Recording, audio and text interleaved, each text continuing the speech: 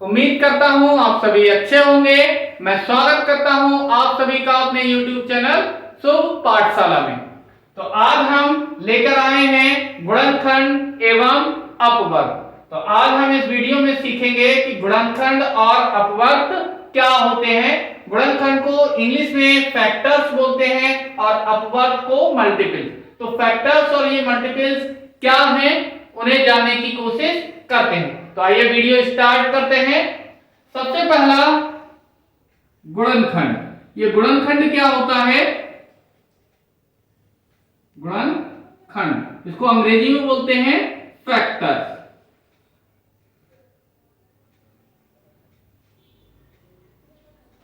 ये फैक्टर्स क्या होते हैं?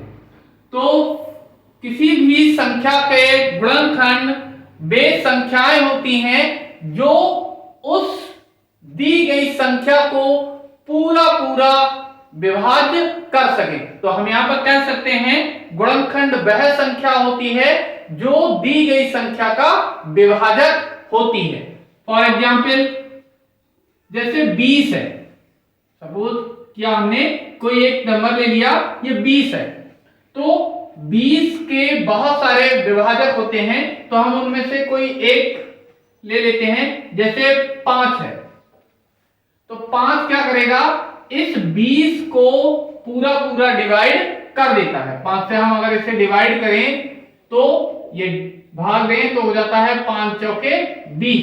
कोई भी यहां पर रिमाइंडर या शेषफल नहीं बचता है। तो हम कह सकते हैं कि ये जो 5 संख्या है वो इस 20 का अपवर्तक है, सॉरी गुणनखंड है। बात करें अपवर्त की, अपवर्त या मल्टीपल्स। ये मल्टीपल्स क्या होती हैं? किसी संख्या का जो अपवर्त है वो वह संख्याएं होती हैं जिनमें किसी प्राकृतिक संख्या से गुणा करके हमें संख्याएं प्राप्त होती हैं। फॉर एग्जाम्पल जैसे मैंने यहां पर एक कुछ छोटा सा नंबर ले लेता हूं, 2 लिया। तो कहा जाए कि 2 के अपवर्त लिखिए, तो इसका मतलब है हमें क्या करना है? इस 2 में प्राकृतिक संख्याओं की मल्टीप्लाई करानी है, गुणा करानी है। तो जो भी हमें नंबर्स मिलेंगे, संख्याएं मिलेंगी, वो सभी इस 2 के अपवर्त कहलाएंगे। जैसे 2 में मैंने सबसे पहला छोटा प्राकृतिक संख्या होती है वो 1 है, तो 1 की मल्टीप्लाई की तो हमें मिल गया 2। फिर 2 की अगले नंबर से मल्टीप्लाई की, 2 दूनी 4। ऐसे ही 2 की 3 से मल्टीप्लाई करेंगे तो 6। ऐसे ही 2 की 4 से मल्टीप्लाई करेंगे तो कितना मिल जाएगा? 8। तो हम कह सकते हैं यहां पर इस 2 के अपवर्त क्या है? ये 2 है, 4 भी है, 6 भी है, 8 भी है और आगे भी होंगे 10, 12, 14 इस तरह से। तो ये अपवर्त होते हैं। कौन से अपवर्त होते हैं? जब संख्या में इन प्राकृतिक संख्याओं की गुणा की जाती है तो हमें जो नंबर प्राप्त होते हैं ये संख्याएं दी गई संख्या की अपवर्त कहलाती हैं। और गुणनखंड क्या होता है? वह संख्या जो दी गई संख्या का पूर्ण विभाजक होता है वो उस संख्या की गुणनखंड कहलाती है। तो सभी संख्याओं की गुणनखंड एक सभी का होगा, साथ ही साथ वह खुद की भी होती है गुणनखंड। मतलब जो दी गई संख्या है वह भी उस संख्या का गुणनखंड होती है, तो 20 भी होगा। अपवर्त की बात करें तो यहां पर अपवर्त में भी जो भी संख्या होती है, जैसे यहां पर 2 है तो 2 का पहला अपवर्तक क्या है? 2 ही है। तो जो संख्या दे रखी है वो स्वयं का भी अपवर्त होती है, मल्टीपल्स होती है। इन पर आधारित क्वेश्चन देखते हैं। तो सबसे पहला प्रश्न है निम्नलिखित सभी संख्याओं के गुणनखंड लिखिए। तो यहां पर पहला प्रश्न है पहला खंड है 13, दूसरा है 21, अगला 26, अगला 98 और अगला 124। तो इनको कैसे सॉल्व करते हैं आइए देखते हैं। तो हल है पहला खंड का 13। तो किसी भी संख्या के गुणनखंड निकालने के लिए हमें सबसे पहले उसका एलसीएम यानी गुणनखंड करने होते हैं, फैक्टर्स करने होते हैं। तो उसके लिए हमें क्या करना होगा, इसे इस तरह से विभाज्य किया जाता है। तो 13 ऐसी संख्या है जो और किसी संख्या से विभाज्य नहीं होती, यानी ये अभाज्य संख्या है। तो ये केवल ये 2 से भी नहीं होगी, 3 से भी नहीं होगी, 4 से भी नहीं होगी, किसी भी संख्या से विभाज्य नहीं होती है। ये केवल 1 से विभाज्य होगी और स्वयं से विभाज्य होगी। तो ये केवल 13 से ही विभाज्य होती है। तो 13 एकम 13, तो ये एक ही बार में यहां पर विभाजित हो गई। तो इसके हमें गुणनखंड मिल गए कौन से, 13 बराबर क्या मिला, 13 गुणा 1। तो यहां से हमें इस 13 के गुणनखंड प्राप्त हो गए। कौन कौन से, तो हम लिख देंगे अतः 13 के गुणनखंड कौन कौन से होंगे। एक तो वह स्वयं खुद होती ही है संख्या, 13 एक भी होती है और एक स्वयं होती है। तो एक ये वाला नंबर हो गया और एक खुद होती है। बाकी इनमें और कोई दो ही संख्याएं हैं, तो 2 ही हमें गुणनखंड प्राप्त हुए। इसी तरह से अगला खंड देखते हैं 21 का। तो 21 के इस तरह से पहले तो हम इसको डिवाइड कर लेते हैं। ये 2 से तो डिवाइड होगा नहीं क्योंकि ये एक विषम संख्या है। तो ये 3 से डिवाइड हो जाएगा, 3 से इसको काटते हैं तो हमें मिलेगा 3 सत्ते 21। फिर 7 से इसको डिवाइड करेंगे तो 7 एकम 7। तो यहां पर हमें ये प्राप्त हो गया 21 बराबर कितना, 3 गुणा 7 गुणा 1। तो हम लिख सकते हैं अतः 21 के गुणनखंड,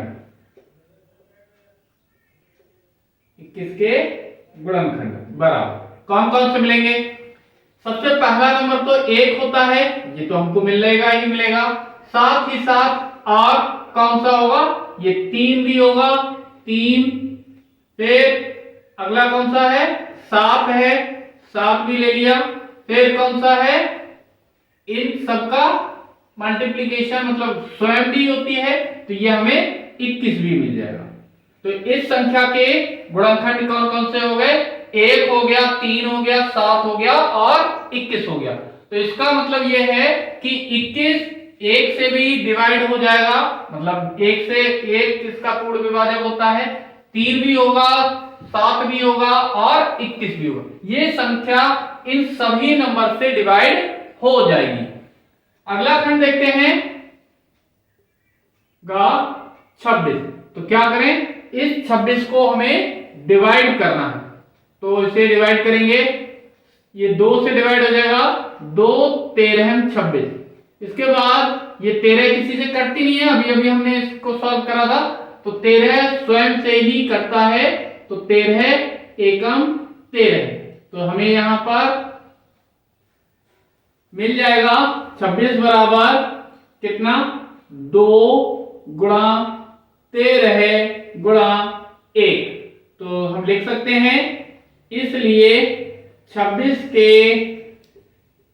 गुणनखंड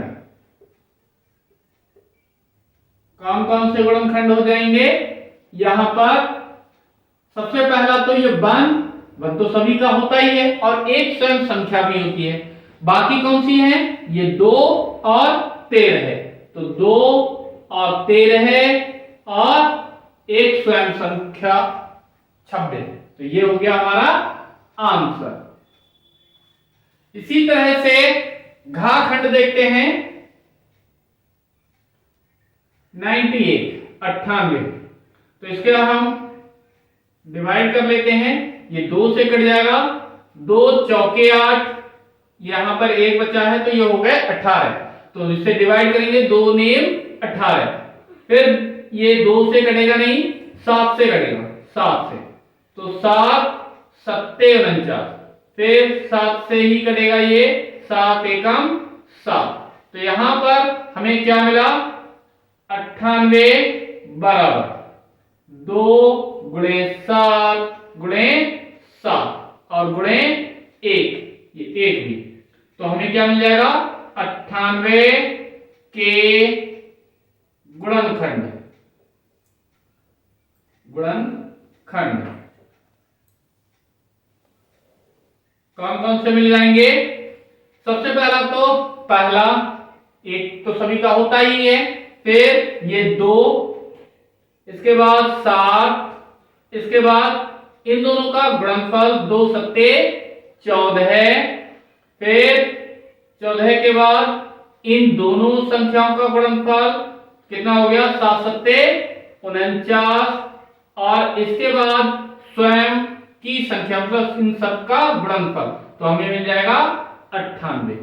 ये सारे के सारे जितनी भी संख्याएं हैं, ये सभी संख्याएं इस 98 का पूर्ण विभाजक होती हैं, मतलब इन सभी से ये 98 संख्या विभाजित हो जाएगी। अगला देखते हैं उहाखंड कितना है, 124। तो इसको हम डिवाइड कर लेते हैं, ये 2 से कट जाएगा, 2 छक्के 12, 2 दूनी 4, इसके बाद ये फिर से 2 से कट जाएगा, 2 तिया 6 और 2 एकम 2, 31 किसी से नहीं करता, ये स्वयं से ही कटेगा, 31 एकम 31। तो हमें क्या मिलेगा यहां से, 124 बराबर कितना मिलेगा, 2 गुणा 2 गुणा 31 और गुणा 1। तो हम लिख सकते हैं 124 के गुणनखंड, 124 के गुणनखंड क्या मिलेंगे हमें। सबसे पहला तो 1, ये तो होता ही है, फिर इसके बाद ये वाला 2, फिर अगले 2 नंबर की गुणनफल 2 दूनी 4, फिर अगले 2 नंबरों की मल्टीप्लिकेशन 2 31 और 2 की गुणा करेंगे तो 62 भी मिलेगा। इससे पहले हमें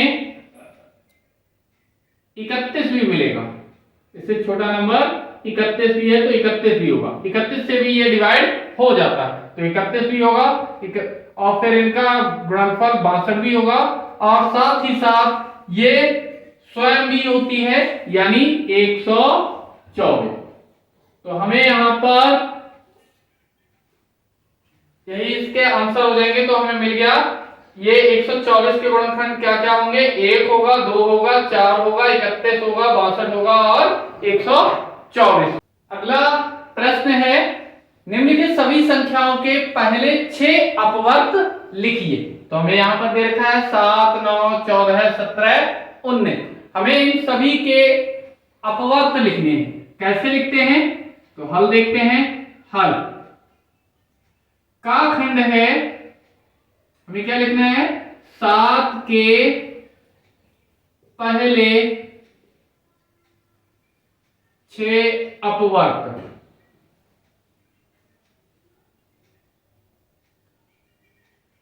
तो सबसे पहला नंबर तो खुद ही होता है, मतलब हमें क्या करना है, 7 की पहले 1 से मल्टीप्लाई करानी है, तो हमें मिलेगा 7 एकम 7, फिर 7 की 2 से मल्टीप्लाई कराएंगे तो हमें क्या मिल जाएगा, 7 दूनी 14, फिर 3 से मल्टीप्लाई कराएंगे तो 21, 7 तिया 21, 7 की 4 से मल्टीप्लाई कराएंगे तो मिल जाएगा 28, फिर 5 से मल्टीप्लाई कराएंगे तो हमें मिल जाएगा 35, फिर 6 से मल्टीप्लाई कराएंगे तो हमें मिल जाएगा 42। हमसे 6 ही पूछे गए हैं तो यहां पर ये 6 प्राप्त हो गए हमें, 1 2 3 4 5 6, यही आंसर हो गया। बहुत ही इजी है, इसी तरह से खा खंड देखते हैं। हमें क्या करना है, 9 के पहले 6 अपवर्त लिखने हैं। तो 9 के पहले 6 अपवर्त, तो हमें क्या करना है, एक तरह से टेबल लिखनी है, इनके पहाड़े लिखने हैं। तो क्या करेंगे, 9 एकम 9, फिर 9 दूनी 18, 9 तिया 27, 9 चौके 36, 9 पंजे 45 और 9 छक 54। तो यहां पर हमें 6 तक ही लिखने हैं, बस यही इसके आंसर हो गए। मतलब हमें 6 संख्याओं तक गुणा करानी है 1 से लेकर के। इसी तरह से गा खंड है 14, 14 के पहले 6 अपवर्त कैसे लिखेंगे, 14 एकम 14 पहली संख्या हो गई, पहला अपवर्त हमें प्राप्त हो गया। 14 दूनी 28, 14 तिया 42, 14 चौके 56, 14 पंजे 70 और 14 छक्के 84। हमें यहीं पर ये 6 अपवर्त प्राप्त हो गए और ये हो गया हमारा आंसर। इसी तरह से घा खंड 17 है और वहां खंड है 19। इन्हें आप होमवर्क में स्वयं कीजिएगा। तो आज की वीडियो में हमने सीखा गुणनखंड और अपवर्त क्या होते हैं और इन्हें कैसे ज्ञात किया जाता है। आई होप सभी को अच्छे से समझ में आया होगा। फिर भी अगर किसी को कोई समस्या है तो कमेंट बॉक्स में जाकर के कमेंट करें